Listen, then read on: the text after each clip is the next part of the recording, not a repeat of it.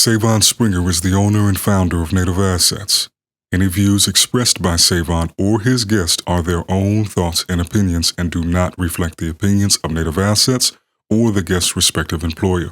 Any guest appearance by representatives of Web3, NFT, crypto, or any other kind of organization does not constitute an endorsement by Native Assets or the guest's respective employer. This podcast is for informational purposes only and should not be mistaken as financial advice. Always conduct your own due diligence and consult a qualified professional when considering any investments of any kind. Today's guest established an accomplished track record across technology long before transitioning to Web3 in 2020. Since joining the space, she's been pivotal in building communities as head of community at Palm NFT Studio and VP of Community at Cool Cats. Throughout it all, she's continued to champion underrepresented creators and work to solve Web3's diversity issue, amplifying voices across art and culture as founder and editor of the Blkchain, a community-driven magazine. Sian Morson, welcome to the show. How are you today? I am very well. Thank you for having me. It's nice to be here. And let me just tip a hat to your diligence because it's been a long time in the making. So I'm glad that we're finally able to do this. No, I really appreciate you making the time. And yeah, that's just how it goes. I mean, I feel like there's kind of like this proportionality to the value that somebody can bring on with their perspective and how full their schedule typically is. So it's kind of par for the course of like, I can't expect to hit somebody up and they be ready to go the next day. Sometimes, it works out like that. But in general, it's like, hey, let's plan for this thing and let's do it 3-4 months from now. So right. I appreciate you on your end being committed to actually making it happen, because the longer something is out in terms of dating, especially if people aren't getting paid to do it, and then sometimes priorities get shifted around. It's like, look, we're gonna have to move that date. So no. That's real. That's real. No problem at all. I'm happy to be here and happy to chat with you. Bet. So yeah, just to kick things off, like I mentioned, you started out, you've been in tech for a long time, and I think that that's helpful perspective, just because a lot of the trends that we see, they are a tech thing more than they might be any particular piece of technology or innovation. And so I was curious, or would like for you kind of just to open it up, giving us a little bit of your background on how you got into tech, and particularly kind of how you got started with Collective, and then how that brought you over to Web3, because you didn't go to school for technology directly. You went to school for filmmaking, television, and electronic media. So I'm just curious kind of how that journey ultimately led you here. Did a little research, huh? Yeah, did a little bit. I did not go to school per se for tech or for anything tech related. I wanted to be a filmmaker. There's a part of me that still wants to be a filmmaker. But I sort of stumbled into technology when I moved out to the Bay. And, I did the way that I learned about technology, I will say, was from being a project manager. So I started my career in tech as a project manager, which was, the perfect entry point for me, because I don't know how much you know about project management, but you're largely responsible for delivering something on time and on budget. And, it was like, whether it was a website or, banner ads, which I think every agency did tons and tons of. I got to interact with all facets of that, right? So you're interacting with the account people, but you're also interacting with the creatives and the technical folks. And for someone like me, it was a great way to sort of absorb what was happening in tech at the time. And it was a great sort of entry point for me to learn more about technology. And so I did that for quite a while. And then I was working in the Bay at a healthcare digital agency where we worked with a lot of pharma companies like Novartis and Genentech, et cetera. I don't know how much you know about creating, whether it's websites or banner ads, but that stuff is highly regulated. And so, you'd create a beautiful website and then you'd take it through their like compliance review process. And they'd be like, this is great, but you got to include like the important safety information, in a scroll right on the front page. And I just found that to be so limiting to creativity. And at the same time, the iPhone had just come out and I was just obsessed. I was convinced that this was going to change everything. And I was right. Yeah.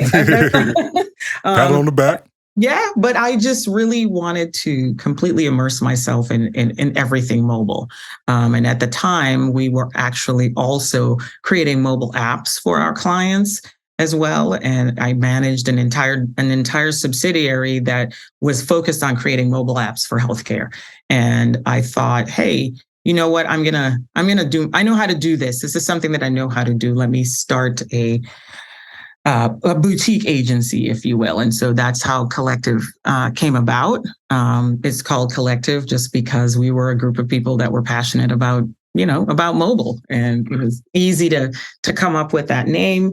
And that's sort of, that it's only later that I realized how sort of audacious it was to think that I could start a software development company and not be an engineer. But I didn't think anything of it because what I knew were what my strengths were. I knew that what I could do was I could take sort of more technical concepts and distill them down into layman's terms. And that became sort of really handy when you're running a software development company, and you're dealing with all engineers. And I've worked with some wonderful engineers over the years, but not all of them you want to put on a call with a client, and not all of them want to be on a call with a client, right? And so I became sort of that conduit, that go-between, and taking that information from my engineers and being able to explain that to my clients in a way that they could grasp and understand. And so that, what that did for me was it taught me a lot more about technology. It taught me a lot more about mobile development, but it taught me a lot about leadership too. And I think, I'm really happy to say that Collective Mobile is still around. We're still making apps for people, and now we're making apps. One thing that I used to say a lot when I worked at agencies was like, it's not that deep because we're not saving lives. It's just advertising. And that always bothered me. It bothered me because I really kind of felt like there needed to be a way to bridge that, right? And so I'm really pleased to be able to say that, Collective Mobile has been around for 11 years now. And now we're at that point where, we could sort of pick and choose what we work on. And it's always been really important to me that the tech be used for good, right? That you're not just, building apps to get people to stay on their phones longer, but you're really using it to do some good in the world. And so now we're sort of in that phase where we are able to select which clients we work with and select them in a way that is intentional and that aligns with our values. And so the stuff that we work on now is stuff that I can really look back and say, you know what, I'm really proud of this app because it's actually really helping people. It's not just, some random startup founder that had an idea how to make more money, right? For VCs. And so I'm really, I'm happy about that. And I'm proud of Collective Mobile in so many ways, because it was my first baby and it's the one that's still around. And so, that makes me happy. I don't think it's related to anything that I'm doing in Web3 right now, but I think the thread there is just sort of seeing a need and filling it. I think that has been consistent throughout my career. So whether it's mobile or whether it's the blockchain or whether it's, working with entrepreneurs or even, investing, the thread there is always just seeing a need and taking the initiative to fill it. No, that makes a lot of sense. And just funny sidebar, I actually was on a call with do you remember that game Tap Tap Revolution on iPhone when it came out? So the guy who created that, Bart Deckram, I was actually on a call with him a few weeks ago. There's a mutual friend put us in touch because he's doing some stuff in the Web3 space. And I just remember that game fondly when I got an iPod Touch because the iPhone was too damn expensive. Right? But one of the things you mentioned, though, was your ability to be able to, or how audacious it was at the time to say, okay, I'm not an engineer. I'm going to start an engineer-focused agency. And I actually think that is not that great of a leap, because it tends to be the people who are generalist who are best able to coordinate efforts to get something done, even if it's something technical. And, like Yep. when you look at, if you study warfare, there's a reason that the person who leads everything is called a generalist, because they're not the best at any one particular thing. They need to be the best at understanding how all these parts move with each other and being able to interface and identify those specialists and kind of give them the right task so that everything is really flowing together. And I feel like that's really like that secret sauce that people look for in founders to give them confidence, and just leaders in general, like you mentioned.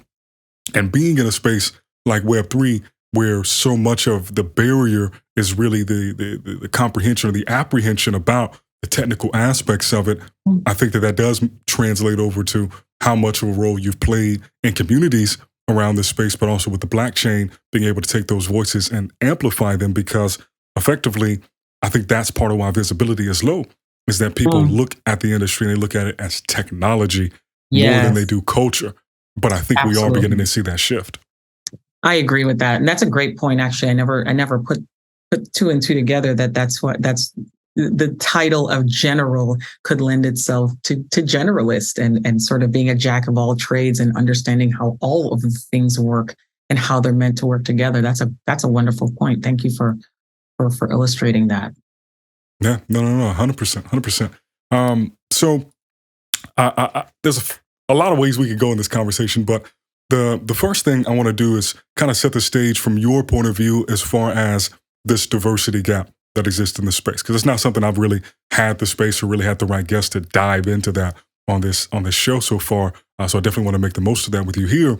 So can you lay out, as you see it, what the diversity problem is in this space, how you think it came about, if it's just kind of a pour over of, all right, we're in tech, it's a bunch of tech bros in Silicon Valley, most of these guys are white, and it's kind of just a spillover of that, or if there's more nuance to it, because I imagine there is, and then what you think we should be doing more of to close that diversity gap, and how you're doing that with the blockchain.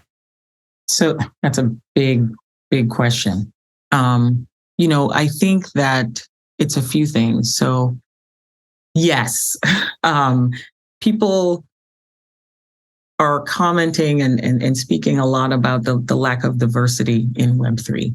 Yes, it exists. Yes, it's a spillover from Web2, right? It's the same. People bring their biases with them, right? And so because I think that this space has been, I think for a long time, it's been associated with just money and making more money. And I mean, money is a big part of what we talk about in this space, if we're being honest.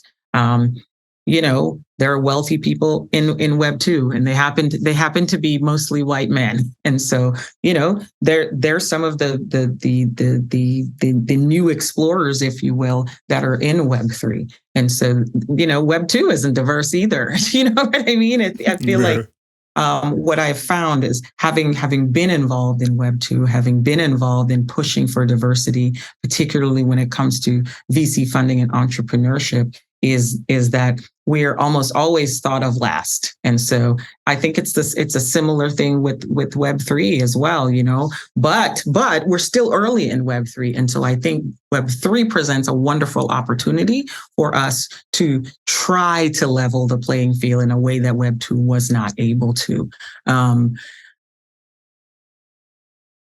There are people of color here. There are women here. There are queer folks here in Web3. I'm not going to pretend that we're not here. But I think with the voices that have been elevated, they're almost always white men. And I think that is what the problem is. That's what the problem looks like. Again, it's like those of us that are here get very little shine, very little attention. Our voices are not being amplified. And so, just like as with every other time in my career, I saw a need to do that.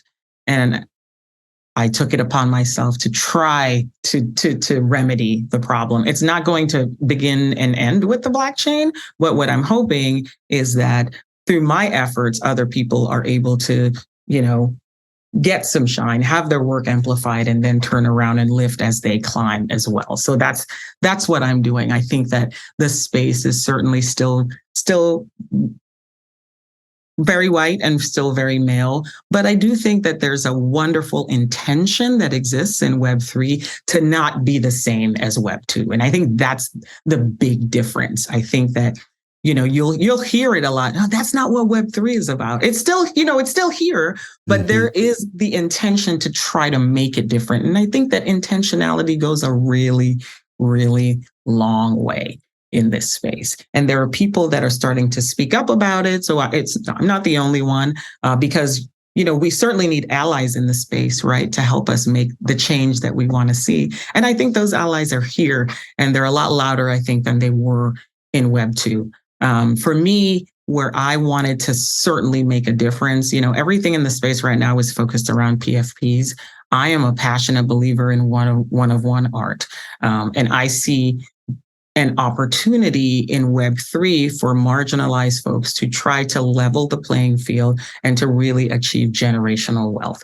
And I think that why I see that possibility in Web3 is that for me, it's really putting a level of faith in technology that we haven't had before as a people as well, right? And we, look, we are risk averse with really good reasons, right?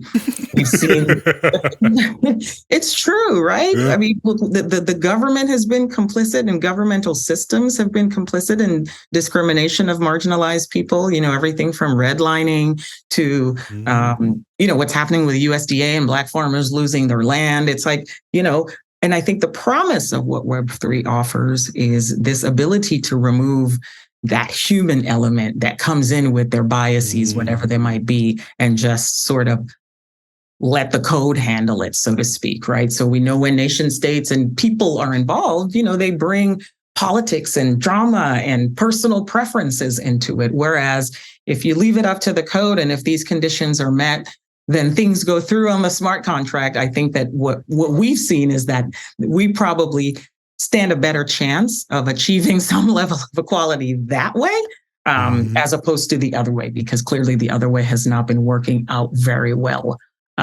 for us. And so I think that, I've seen that play out in that there are so many talented artists from the continent, artists from the US, from the Caribbean, from Latin America, who are now making a living from their work in a way that they couldn't before, right? And I think that alone is a possibility to make huge shifts in generational wealth for people who previously didn't have that ability. And I think that is the wonderful promise of Web3, is that it's an opportunity to do things differently than we've done it before, because the ways that we've been doing it previously are clearly not working. So yeah, that's my thought on the diversity thing. No. There's a lot to pull out there, and I'll try to be as organized in my thoughts here as I can. But the thing that's really fascinating to me is this kind of juxtaposition in this space as far as identity and pseudonymity, because I can't really think of many other times where it has been so accepted to pose, to basically obscure who you actually are, but still be taken seriously. Yeah. And, you see it on Twitter with people who are literally their PFPs, and some folks have never seen what these folks actually look like, and they're inking 6, 7, 8-figure deals, all the way over to just when you get into the nitty-gritty of discords, or people doing votes on snapshot platforms and being able to express their opinion on something and that still be weighted in the same way. And going back to your point about the code executing it, there's no risk of that vote being thrown out, or the machine just automatically switching whatever it is that they put in when they put their vote on the line. And I think that those sort of changes, as small as they may seem, relative to, how many people day to day are running around behind a PFP or, voting on governance proposals, it is laying the foundation of saying, hey, we can go about things in this different way. And we're actually seeing that play out, and there's more and more and more traction behind it. And I think that, in parallel to that is people seeing that kind of flywheel, and then them having more confidence that it is worth their time to participate in the ecosystem, because there is this direct relationship between how many people are involved, how much money gets involved, and how much opportunity there is. Like, nobody can hit generational wealth, through these mechanisms, using these tools, being involved in Web3, if there's not enough money to create generational wealth. And right. let alone, and also, let's not forget that there is a level of privilege involved with just being in this space, right? You have to have money. Everything costs money. It's cheaper now thanks to the merge, but everything costs money, right? To mint artwork costs money. To buy, you have to pay gas fees for everything. And so you have to have that disposable income to play with to some degree to even get into this space, right? ETH is down significantly. I think last time I checked, it was like 11 something, which is down a lot. For some people, that could be catastrophic, right? But for others, it's like, hey, ETH is down. It'll get back up and I'm cool. I'm still good. So I think that it's important to still acknowledge the level of economic privilege associated with even being in this space. And so to make the decision to enter into to all of this stuff is a big one. And so I think that's why education is necessary too, particularly when you're talking about marginalized people, right? They have to be educated on how to enter into this space properly as well. And something else that I wanted to really highlight that I really believe is key to onboarding, whether it's the next million or billion or whatever number they're using these days, is just the elevation of the experience, right? I think you look at like things like Facebook and even Twitter for that matter, that's technology at work. But what you focus on is the experience. When people tell you, oh, I don't mess around with technology, but you're on Facebook every day, right? Oh, I just use it to stay in touch. Well, how do you think that's happening? You know what I mean? That's technology is facilitating that, right? And so I think that what we need to do in this space, particularly if we're going to be educating people, is the experience has to be elevated and the technology needs to be put in the background so that people can focus on what the experience of being in this space is like and what does it do for them? How does it make them feel? Those soft things are more important, I think, than the technology itself. Thank you. That's very eloquently put. And I'm working on a piece right now kind of talking about how there's so much more upside in the world of NFTs than there is in crypto. And, one of the main reasons for it is that it is squarely focused on culture and communities, whereas with crypto, it's much more of a tech thing and it's a speculation thing. Right. And when we look at historically the data, there's always this drop-off. There's an increase in the adoption of technology, but there's a drop-off on the returns from that technology as the prices come down for it, as it gets more integrated into things. But it's the opposite with cultural relevance. It's like if something comes out today and it's not doing very well, there's more time where it could hit. It's like season 1 of something may not be it, but season 2 might just be a banger. And then the longer and longer it goes on, the more people can learn about it. And that's how things kind of become these cult classic films and movies is 5 years, 10 years, 20 years after the theatrical debut, something in culture shifts and aligns where people appreciate it, and it maybe didn't click, or maybe too early for its time, and now people can harken back and it's like, oh, this thing was around for so long and we missed out on it. And now you have more people that are aware of it. And there's kind of like this nostalgia that can be associated with it. And as time goes on, it becomes more of like a wine where people really, lean on it. And so from that sense, if the relevance is growing, the popularity of it is growing, then it reasons that's why things gain value monetarily, even as collectibles, like with Pokemon. If nobody played that joint, if nobody watched that joint, they wouldn't be selling these trading cards for all that bread, because there's plenty of games. So it had to do with the cultural relevancy. And I think that's the other facet of this whole space that is really, really drawn me in, is that it all feels very underground, and it's like, there was kind of, I think we got to this point where there was a stigma with underground and music, for instance, where it's like, oh, if it's underground, it might be corny, or it might just not be palatable to the average person because it doesn't have there's an assumption it doesn't have the pop sensibilities that can make it appealing to a lot of people. But I've always thought about underground as simply, it's underexposed relative to the quality that it provides. 100%. And I think that we are seeing this explosion in people who maybe feel like they didn't really get the shot or the attention that they warranted from a quality standpoint in Web 2. And I'm particularly thinking about artists, musicians, photographers.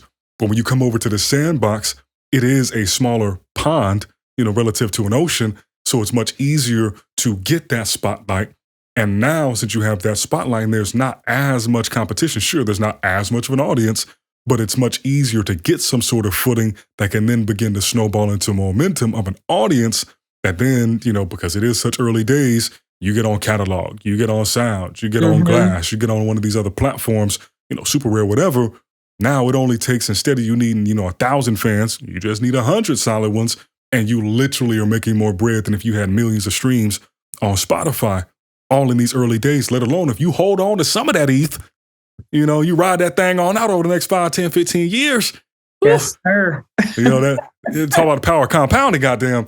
And, it makes me think about people like Latasha, right? And I use her as an example because I know that's somebody that you've been super close to and helped champion. And when we were in Austin and we saw her performance, but I was lit. I was excited. Yeah, you was hyped. Natasha is definitely she's one of my favorite people in this space, not just because of the way that she is innovating when it comes to music NFTs, but because of community, right?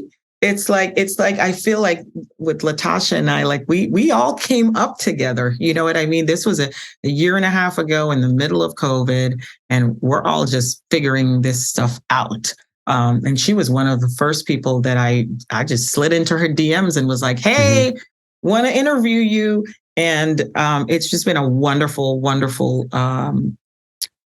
friendship, but it's also been wonderful to just see her rise and see what the ways that she's innovating in the space. So, and I also really just think I was having a conversation about this just earlier today, just about music NFTs and how I think, man, if you want to talk about something that needs to be disrupted, it's the music industry. And I do believe that in some way, music NFTs will help to usher that in as well. So not to interrupt, but I just got, I always get excited when you bring up Latasha's name because I have my faves and she's clearly one of them. So. No, you're perfectly good. And it's just something that has and I've yet to really push it hard, but technically every song that I've put out to date individually, I have minted as NFTs. Oh, I did not know that. Yeah, I was actually kind of I was low key complaining on Twitter earlier because I was like, man, some of these platforms out here, like the ones you want to be on, I was like, they slick just becoming the new gatekeepers, man. Because the issue is, I never got to the point of having substantial clout for my music, even though I think the quality is like up here. Like you go on my Spotify, boy, it's sad. It's like not even 100 monthly listeners. Like it's sad. But you listen to the music. And it's like, I know everybody says that everybody's biased, but it's like, you listening and you ain't heard, go look, I promise. And, I've applied to Sound. I've applied to Catalog. These folks don't even hit me back and tell me, no, these niggas, they don't say nothing. What? And so, we're going to have to fix that. We're going to have to fix that. We're going to put that in the parking lot, as they say. And we'll work something out. We got to get you on one of these platforms, brother. Come on. Yeah, well, I appreciate it. But the silver lining of that, as I put it out, was like, at the end of the day, though, one, I understand, like if I was the one running that platform, I get what they're doing. They are trying to curate. And you have to move off heuristics. And typically, if something is good, there will be some kind of audience. So if you show up and you have zero audience, there's going to be like a quick, leap of like, okay, well, it can't be that good or they can't be this serious because they would have some kind of audience. So let's keep it moving and let's look for the people who do have that. But all of this stuff is permissionless. So you still have things like Decent. You still have things like Zora. And I'm not sure if you're familiar with the brother Brandon Torrey. He's building out the share protocol from Formless. And basically what they're trying to do is make it where it's similar in Zora and Decent as far as you can put out, your works, but making it where you can get paid or you can charge an access fee for somebody to stream it. So maybe you want to charge them 5 cents to stream it a day, or maybe you want to charge them $1 to stream it for that week, but they're kind of just working on like this underlying primitive to allow you to push it out, push it through Instagram, those sort of things. Oh, and it's like all that stuff. Yeah, I would definitely reach out to him if you've not spoken to him. He's like a former Google engineer. Dude was going hard in music. He moved out to LA, was like chasing it for a while he was doing his engineer thing. And then I think just, a lot of things conspired together. And he was like, you know what? Now's a good time. Let me go ahead and try to fix some of these problems that I've seen firsthand being in this space, like how much bread it takes. I was watching an interview. He's talking about how on average it can take like, I think he said anywhere between like $1,500 to $3,000 in marketing budget just to get a song to like 100,000 streams, or wow. It was some sort of number he was putting out. Basically, you'd be upside down if you actually put the average budget required to get your song to 1 million streams. The revenue that it generates is less than what it costs to get it there. And so it's like, unless and that's why a lot of people get themselves in these upside down deals, is because they need the access. They need the people to push what they're doing. And then, it's like you got to cross your fingers that momentum continues and you can recoup all of that through touring or merchandise or whatever it is, and still have enough for yourself, after you got to pay that advance back. And then after you got to give the label, their cut, assuming you're in a 360 deal of everything that you make now. Yeah. Well, I read somewhere that record companies, after they saw what was happening in the NFT space, they rewrote 360 deals to include NFTs. Hey, kudos to them having the right people on the team and moving on that, because it's like if I was an artist, I'd be like, yo, cool. I'll deliver your albums to you. I'll pull a Frank Ocean on them. You know what I'm saying? And then drop all the fire on the NFTs and be like, well, that wasn't a part of the deal. Here's what I owe you. I'm going to do that and fulfill my obligations, and then go do this over here and get the fire stuff right into the hands of the people. So yeah, I think that there's a lot of interesting concepts that you just presented there. So someone mentioned, I don't know this platform. It's called Audius. Have you heard of it? All of my songs are on Audius. Yep. Oh, okay. Yeah. Cause I wasn't even, I just heard about it. It's like SoundCloud for Web3. Ah, interesting. Okay. I mean, I think for me, the biggest thing with music is just, how do you, obviously, yes, you can release your music as an NFT and certain people will collect it, but understanding the barriers to entry that exist in the NFT space, you still have an entire world of people that are not going to hear that unless you distribute it widely. And how do you achieve that if you're only doing music NFTs? And I don't purport to understand or know what the solution for that is, but I think that that's the big thing. Like you're making music, so you want to share it with the world, quite literally. Can you still do that if you're doing it as NFTs, though? Understanding that not everyone is into NFTs. Yeah, I didn't pay really any attention to what was going on in music NFTs until about maybe 4 months ago, and then really doubled down when I was working on like this deep dive video that I put out about music NFTs. And what I've seen, kind of just trying to like look at who's leading in the space, and then have my own thoughts about just like when I think about artists, I think about vertically integrated businesses, all these different aspects to that business that can bring in revenue, that can drive exposure. And what I think makes the most sense is that it's as you said, it's not only NFTs as a distribution mechanism. You use that as something for the people who are in this space, and you reward that like hyper engagement. Because if you're going to tap in with an NFT, just hear my music, like you by definition are a super fan, like just flat out. And so you use that as a way to engage with them and a way to kind of learn who they are based on all the other things they're doing in the ecosystem. And you can reward that over time by giving them sort of access and preferential treatment relative to the people who have not done that. And so that comes down to things like, okay, I'm gonna drop my song as an NFT, and then the following week, it'll be available on Spotify, right? You can play with these sort of parameters. That's and then doing things like okay, there is a company or a collection called Chill Pill. And this was started by like a producer, and he's pseudonymous like in the Web3 space, but he dropped these kind of PFP collections that were a representation or connected to music some sort of way. And then he allowed people to stake those. And so then based on you staking them, you earn like, their pill or whatever it is. But then they do these raffles over time where they will raffle out blue chip collections, whether it be like a doodle or something else like that, based on you staking these NFTs and then having a certain amount. And so like that's one way that some people are trying to get the engagement. Another thing that people do is something like Verite has done, where you partner up, or you basically get like it's not an NFC tag, but there's a company called IYK, and they have these little joints you can put on your apparel, on your merch. And then it allows you to effectively create these limited time self-destructing links for people. And so you can get one of these tags, put it in your hoodies, and you can sell these hoodies at your concerts or whatever it is.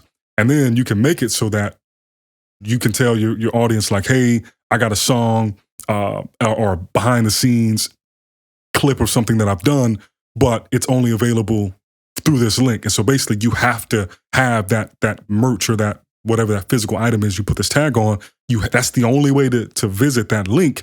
And so you have to scan it, and because it's proximity based, and then you can put a timer on it. So it's like, cool, this will be live for the next 30 minutes, or this will be live for an hour, or you get into the show for free tonight if you have that hoodie on. And so now it's like, you have to bridge these worlds of the online stuff with the in real life stuff.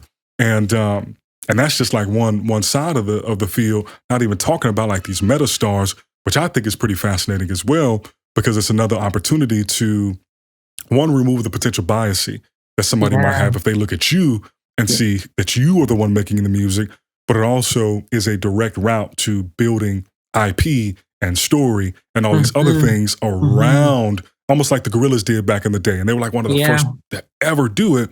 It's true. Like, cool, if the Gorillas were around today, everything they would do initially would be an NFT, and they would probably sell a pass that would then give you access so that every song they drop that season, you can get that song off rip because you have the Genesis pass.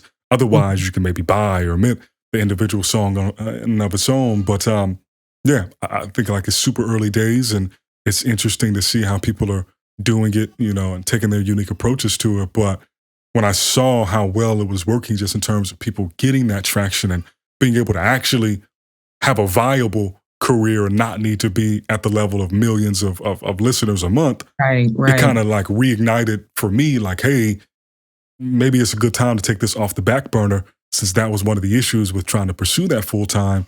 And it kind of just gave me like this second wind of like, damn, okay, cool. Maybe the route here is not to try to be that guy in the Web 2, but be that guy here and then leverage that to open more doors in the traditional space.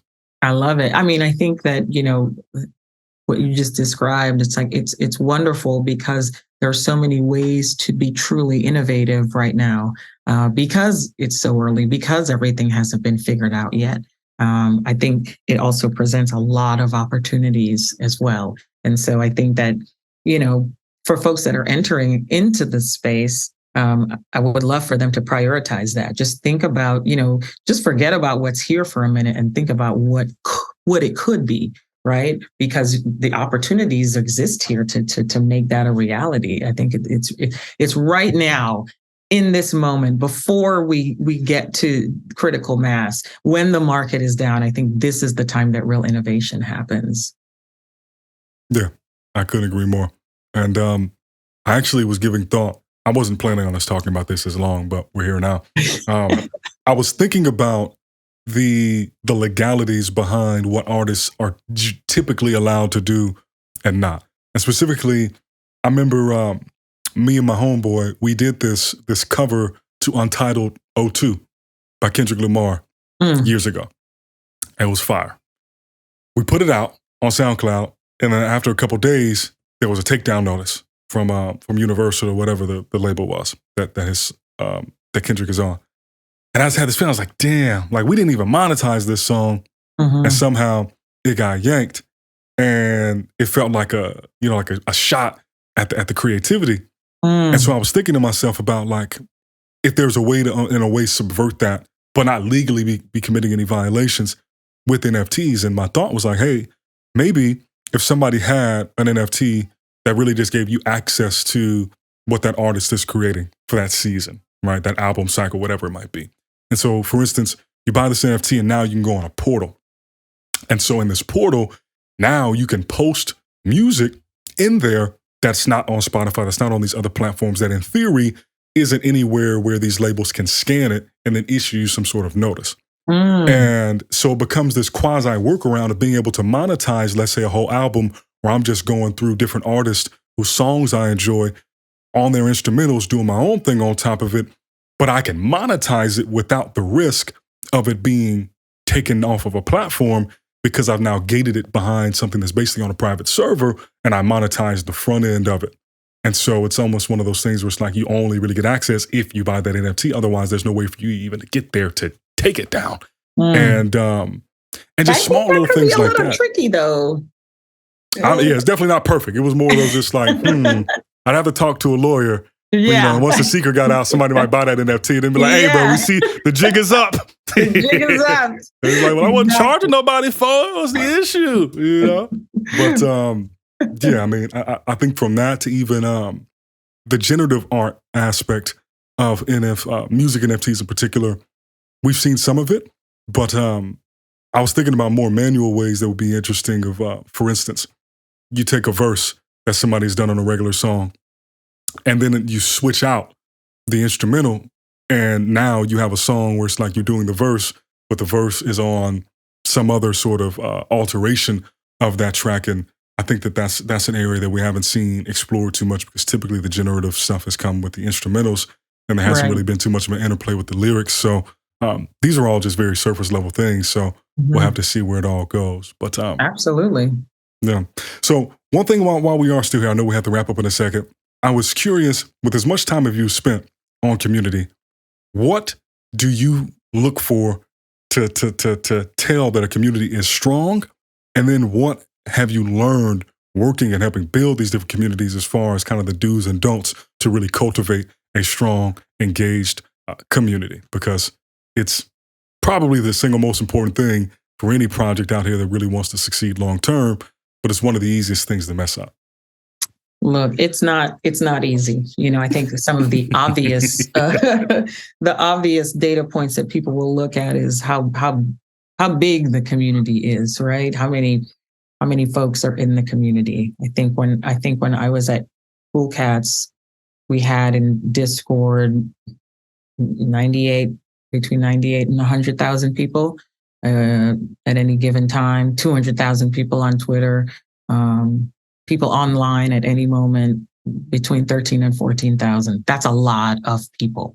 And so you could say that, hey, that's a healthy, thriving community, right? And just leave it at that.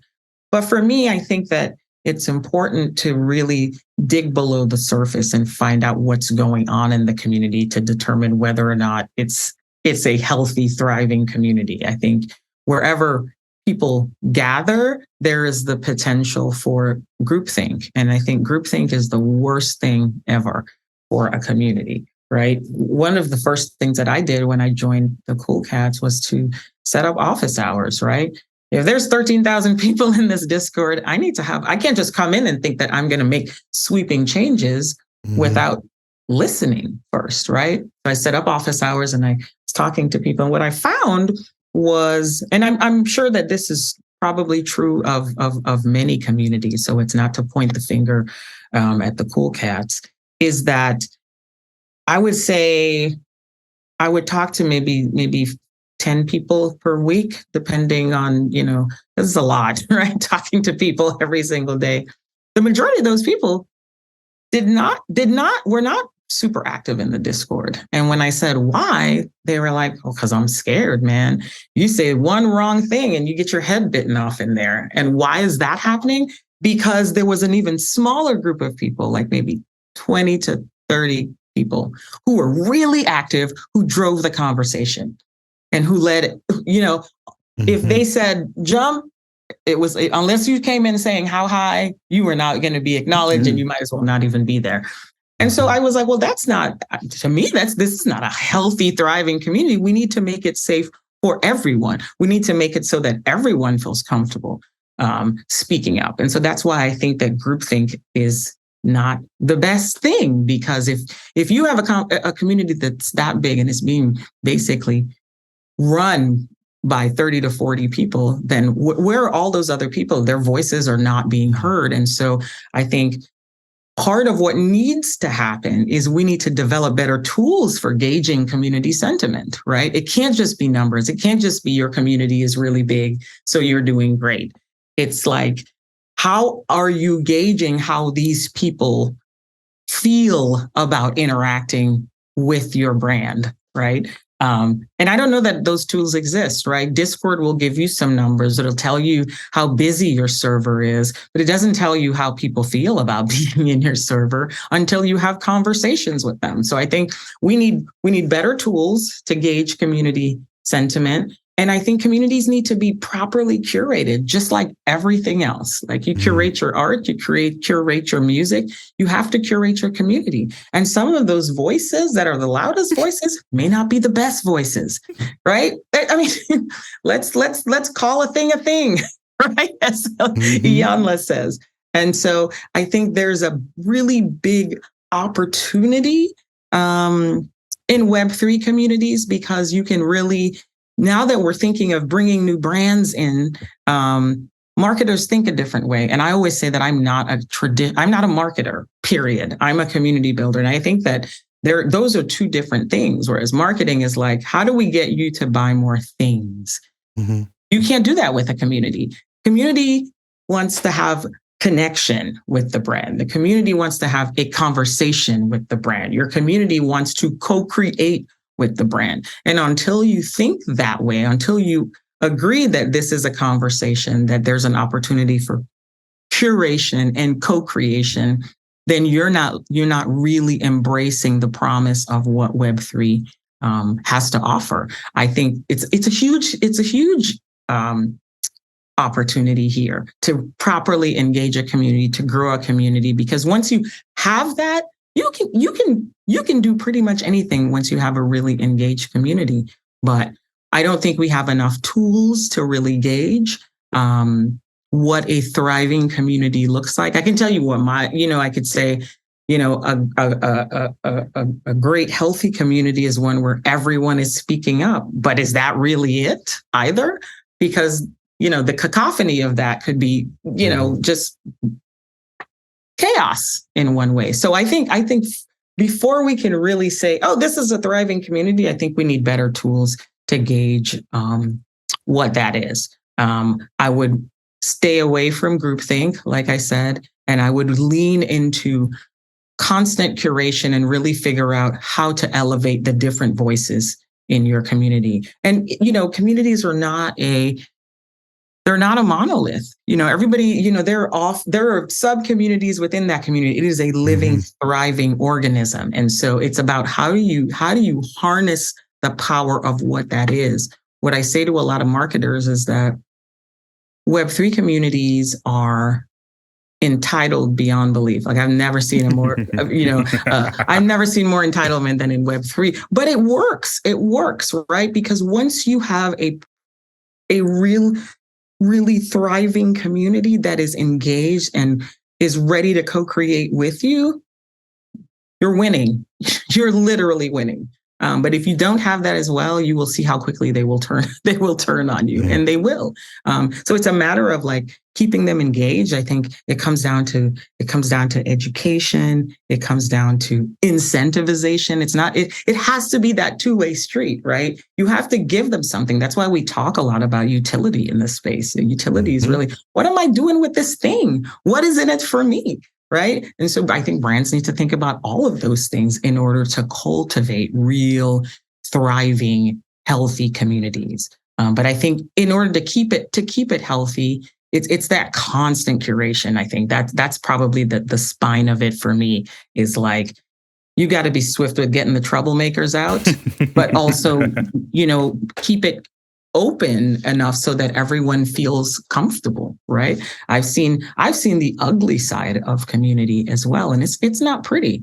It's really not pretty when people gang up on people, and because of this, the pseudonymous and sometimes anonymous nature of what happens, you don't know who these people are. They know you don't know who they are. Yeah, you don't know who they are, and they know you don't know who they are. So they say whatever they want to say, and some of the things they say are just, quite frankly, not nice. So it's a matter of staying on top of that all the time, moving those troublemakers out as quickly as it bubbles up, you have to nip it in the bud. You can't delay at all. But also, like I said, creating those opportunities where the community can really co-create with you. I think that's a winning formula right there.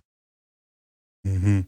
Even perfect example. Earlier today, there's a Telegram group I'm in, and they basically, the guy who runs the Telegram group, he dropped down an NFT to access his newsletter last night. Free NFT, mind you. Like, he ain't asking anybody to pay him for it. And I saw a message in my notifications. You know, you can see things if you pull your notification tab down, but you don't actually click on it yet. And I just saw a message saying like, useless NFT, pointless, boom, boom. I didn't read the whole thing, but it was just kind of that energy. I opened up the app. That joint was already gone. I was like, damn, that was quick. Boy, they didn't waste no time. Wait, so they removed the person that made that comment? I don't know if they removed the person, but the comment was gone. Comment. Wow. Mind you, they're in Telegram versus Discord. And I think Telegram, you can there's a lot of nuance in Discord, but Telegram is like easier for you even to kind of just kind of curate stuff, as you said. But it was just like that in my head of, some people could look at that and being like, oh, you're silencing anybody who disagrees with you, therefore perpetuating groupthink. But I think there's always a right and a wrong way to say something. Right? Sure. Like, you can say anything to anybody, but it's all about how you say it. It's how and if you have it. a critique, just still say it with respect. Don't come in, Absolutely, ugly with crazy tone, and aggressive for something that, as you said, like, is this life or death? No, then it ain't that deep. We talking about an NFT, like, bruh. A free one at that. You know what I'm saying? It ain't like I just sold you an 8 for 200,000 and then I just, flood the market with triple the supply. Like, all right, now you might have some, you might have a qualm that is worth bringing to the center. Right. But otherwise, no, it's wild. Yeah. So a few more kind of rapid fire questions before we get out of here. That cool with you? Yeah. All right, bet. So one of the first ones is, what do you find most interesting in the Web3 space right now? What is most interesting? DeFi and watching the market right now for me, because I'm learning so much. I was sort of, I always tell this story. And I should be embarrassed, but I'm not.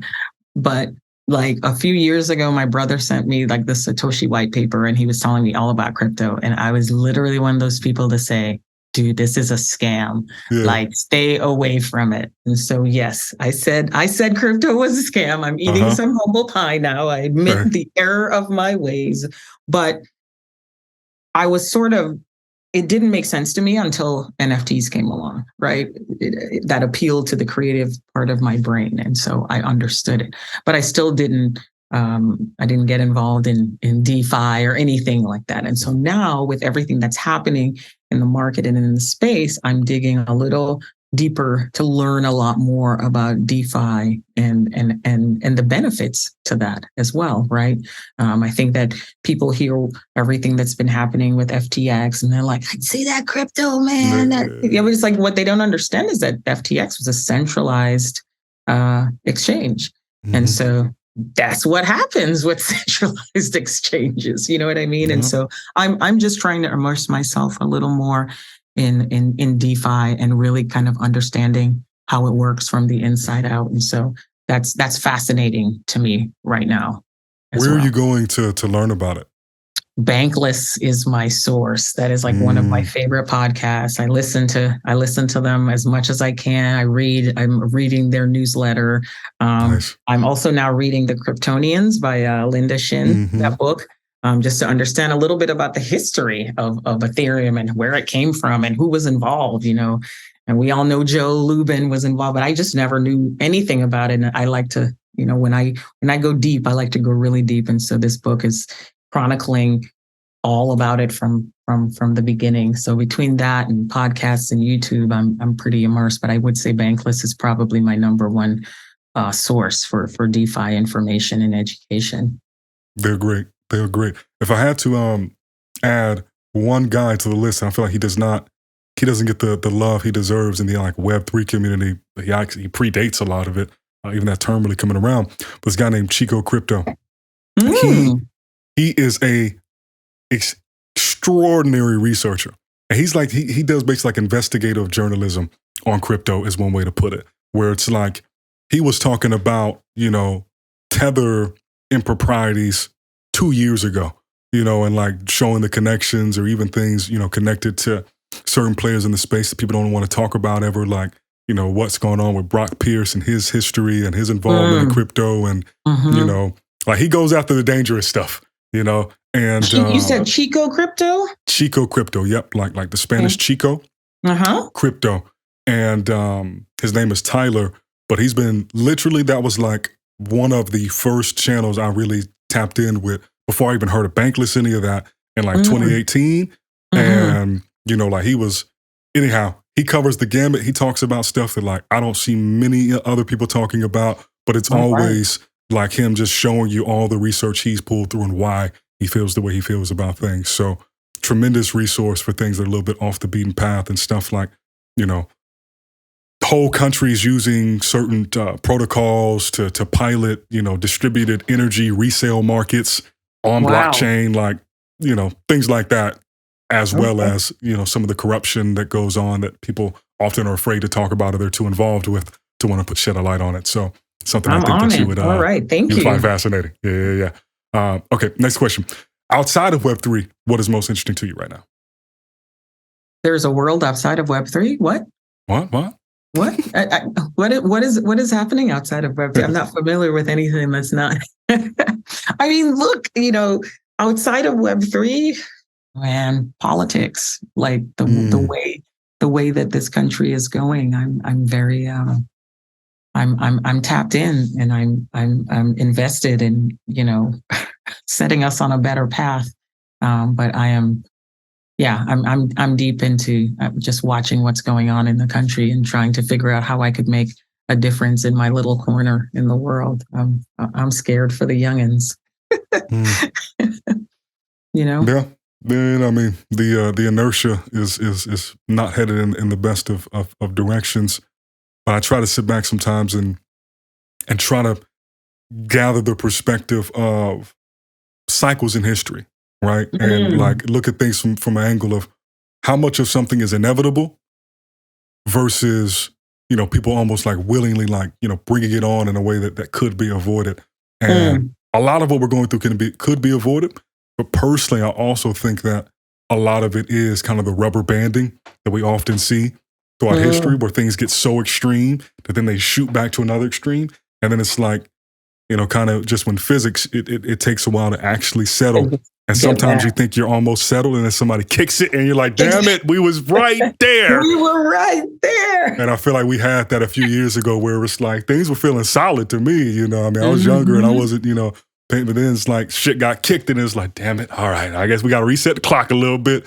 And, but I mean, I hope you're right. I hope that, it is just the cyclical nature of the world we live in, and that things will just sort of settle back in time. I really hope so, because some of the things that are happening are kind of scary, and unsettling at best. So I'm hoping that you're right, and that we can just shift back and settle back and bounce back, all of the backs. Because I don't know, it's kind of scary, some of the stuff happening right now. It's just terrifying, to be honest. So yeah, I do think that we have more people thinking about these things than we have in a long time. I won't necessarily say ever, but the ability for people to be aware of what's going on and thus make decisions in accordance to that. It's something that does make me optimistic. Whereas there was a time where it's like, if it wasn't in your newspaper, you didn't know it was happening. You didn't know it. Yep, absolutely. Yeah. So that makes me optimistic. All right, 2 more questions and then we're out of here. What is something you wish more people understood about Web3 and crypto?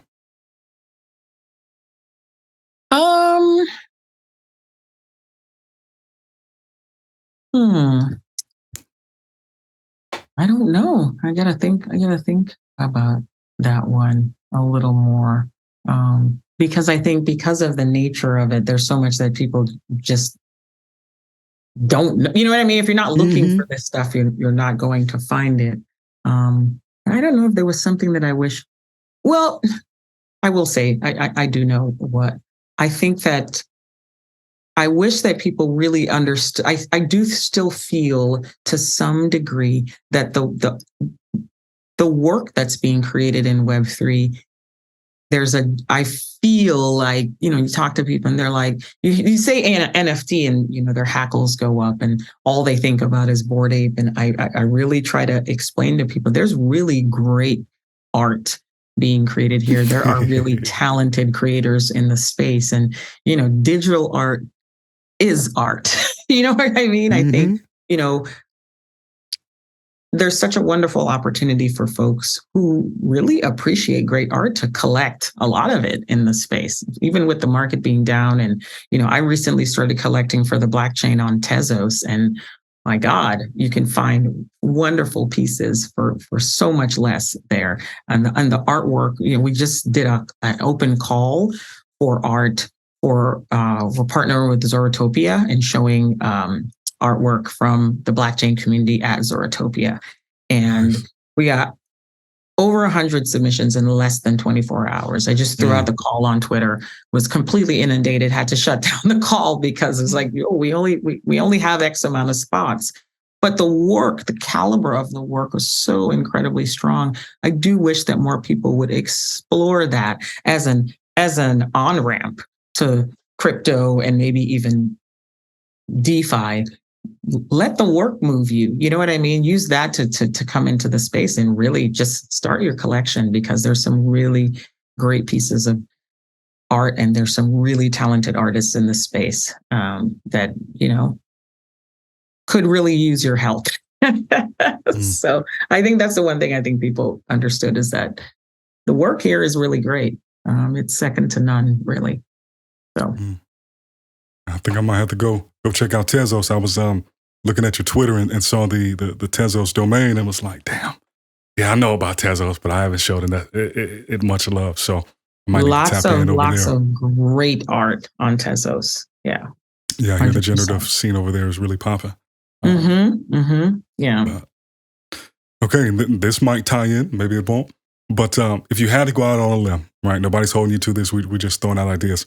What do you think will be one of the core driving narratives of the next cycle? Oh, man. Oh, man. And I'm stumped. I don't know. I literally don't know. Just because stuff is moving so fast, Sae'Von, I have no idea. I'm just going to call it. I do not know, because I just think things are moving so swiftly. Every day there's something else. I have no idea. I think, if you'd asked me that a while ago, I might have been able to say something, but now I have no idea. Every day is like a blank page, and everything, the book gets blown up sometimes. So I can't answer that one right now. Apologies. No. You've stumped me. No worries. I'll throw one out then. As you said, I think it's not going to be one narrative. There are going to be a few. But I was going down a rabbit hole this past week or so, and I think that when I see things like FTX, thankfully I was spared from that. We had Luna early this year. I got caught in that one. It's all about the failure of centralized systems. Bitcoin was created to avoid that. Right. Ethereum came along, and that was one of the core reasons that the hardcore Bitcoin community had issues with Ethereum, was it felt far more centralized. And it is more centralized than Bitcoin, particularly back then, before all the use case came in. But it made me think about, and there's a guy, his name is Jason Bailey from Club NFT. And are you familiar with their platform? I am not. So basically, it's a platform to back up the metadata of your NFTs. Oh, okay. So that if for some reason, and this is why I go back to the centralized part, a lot of us rely on IPFS right now on Arweave, which works, in conjunction with something like IPFS. And to a lesser extent, some people just rely on big marketplaces that they think will be around forever, like OpenSea. In the event that there is some collapse of those entities, any artwork that is not on chain is gone. Yes, sir. So with this thinking and seeing how few projects are fully on chain, I think that there is a likelihood, and if we see a collapse like this in one of these major, it is a guarantee that the next cycle on-chain projects that are fully on-chain will have an extraordinary premium versus those that are not. I think you're right. I think you're absolutely right. And I think that that is something that not a lot of us talk a lot about, actually, about, when these centralized places go down and you're trying to pull up your NFT and you get that broken GIF icon and you spend X amount on, you've got this fantastic collection that does not exist anymore. What are you going to do? And that's real. That is real. So I don't think you're wrong at all. I think that has to come back into the conversation. It's not discussed enough at all. Frankly, I think you're absolutely right. We're going to see. But once I had that realization, I was like, damn, I got to get me at least one or two fully on-chain projects. Because in the event of a cluster, maybe that one will get me back whole. Cluster's coming. The cluster's definitely coming. I think you're onto something for sure. Yeah. So tell your friends, if you haven't already, this is not a sponsorship. I'm not endorsed. But if they want to, holler at me. Club NFT. You go on there, you connect your wallets. It'll tell you to what extent the NFT is on chain, or how much of it is already backed up. And you might be shocked at how few of them are. But then it allows you, it takes days, but they will create that backup for you. You can download the zip file. And then if you ever had to restore these NFTs, you basically pull that file up, and then all of that data that you would need to recreate it is there for you. And it's free. That is fantastic. I love it. I just pulled it up here. Thank you for that. You are welcome. I need to actually get into practice where I run that like once every 2 weeks or something like that when I'm more actively collecting. So cool. Sean, great. This has been amazing. Thank you so much for making the time and joining us. If you could, just let the people know where they can get in contact with you. Well, I have the original tag of Sian Morson on Twitter. So it's just at Sian Morson on LinkedIn. But it's less about me and it's more about the Blkchain. So I would love for everyone who's listening, follow the Blkchain, subscribe to the newsletter, and check us out. We're at www.theblkchain.com. Check out the website, join our Discord, just join the community. We're passionate community of artists and collectors doing the work to amplify marginalized folks in the space. So that's where you can reach me, but more importantly, reach the Blkchain. Amen. And also too, I was amazed that you were able to grab that. So I was like, when I first came across it last year, I was like, she grabbed the gem right there with the Blkchain. I'm like, I am in the process of trademarking it because I had somebody sent me a text a month ago and she was like, "Did you trademark this?" I was like, "Not yet." She's like, "Well, if you don't, I will. So get on it." I was like, "Wait, what?" Said, scoot. I'm like, you can't just tell me that. That's a real friend. She gave you a heads up. She's like, "This is out of courtesy." She did. I was like, I could have sold it to you anonymously. Well, you know what? Funny story. I had Sean.eth and I only bought it for a year and it expired. And I didn't know it expired. So the person that picked it up tried to sell it back to me for like 2 ETH. I was like, bruh, it's okay. He said, I got Sean.tez. It's all you. Have Sean.eth. So then he couldn't sell it. So he kept like lowering the price. And I was like, I will pay you what I paid for it and not 1 penny more. Yeah. So I'm waiting to hear back from him. I'm pretty sure he hasn't sold it yet, but it's pretty funny.